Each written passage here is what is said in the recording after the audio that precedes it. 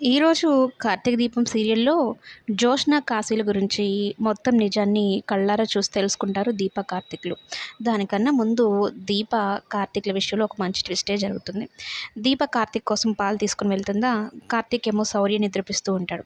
పాలు తాగండి అని అయితే అంటూ ఉంటే, నాకిప్పుడు తాగాలని లేదు అంటే, తాగండి వేడిగా ఉన్నాయన్నట్టు చెప్తుందనమాట.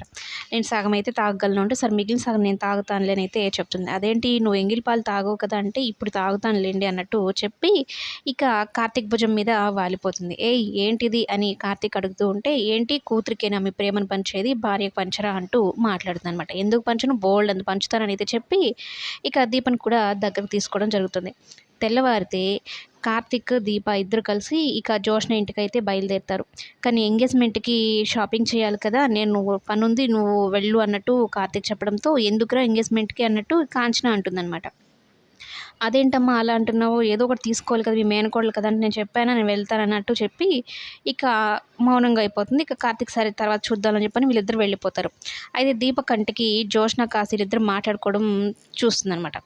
కాశీని ఏమైనా తిడుతుందా అనుకుంటే లేదు, జోష్న చెప్పేది కాశీ వింటున్నాడు అనైతే అనుకుంటూ ఇక కార్తీక్ కూడా ఆ సీన్‌ని చూపిస్తుంది. అంటే ఏదో జరుగుతుందనైతే ఇద్దరు అర్థం చేసుకుంటారనమాట. దీప నీకు ఆల్రెడీ చెప్పాను కదా!